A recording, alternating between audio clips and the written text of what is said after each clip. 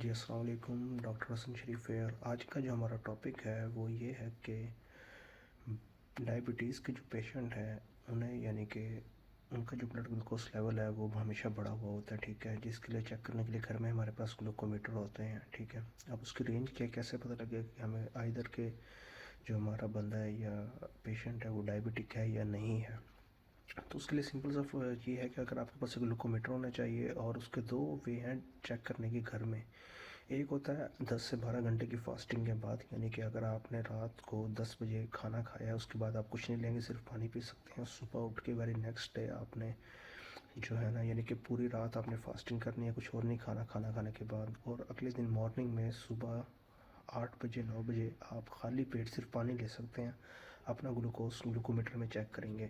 اگر وہ آتا ہے آپ کا 100 سے کم یا 100 تک، تو اس کا مطلب ہے 100 تک، تو اس کا مطلب ہے کہ آپ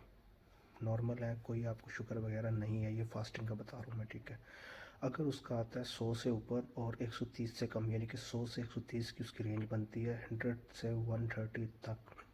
تو اس کا مطلب ہے کہ آپ بارڈر لائن پہ ہیں، آپ کو لائف سٹائل چینج کرنا پڑے گا، اپنا ویٹ لوز کرنا پڑے گا، اگر بہت زیادہ وزن ہے آپ کا واک وغیرہ شروع کرنی پڑے گی، اور اس کا مطلب ہے کہ آپ خطرے میں ہیں، ڈینجر میں ہیں، اور آپ کا جو ہے نا بلڈ شوگر لیول ہائی ہے یا بارڈر لائن ہے، ٹھیک ہے۔ آپ کو مستقبل میں 4-5 مہینے میں اگر آپ نے اپنی لائف سٹائل کو چینج نہ کیا تو آپ کو ڈائبٹیز ہو سکتا ہے۔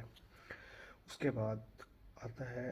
جن لوگوں کو ڈائبٹیز ہے ان کا کیسے پتہ چلے گا، وہ ہوتا ہے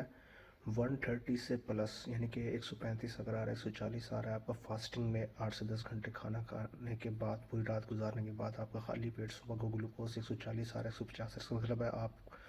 آلریڈی ڈائبٹک ہیں، آپ کو ڈائبٹیز ہو چکا ہے، اور اب آپ نے فوراً اپنے فزیشین کے پاس جانا ہے اور اپنا علاج شروع کرنا ہے، اور اگر آپ نے نہیں کیا تو آپ کو بہت ساری دیگر بیماری ہو سکتی ہیں، ایون کہ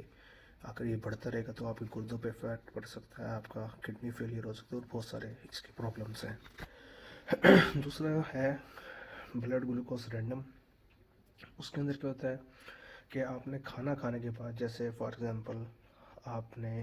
صبح 8 بجے کھانا کھایا، ناشتہ کیا، اس کے بعد آپ نے اس کو چیک کرنا ہے 10 بجے، اس کی رینج تھوڑی سی مختلف ہوتی ہے، اس کی ویلیو یہ بنتی ہے کہ کھانا کھانے کے 2 گھنٹے بعد آپ نے جب چیک کیا اور وہ اگر آیا آپ کا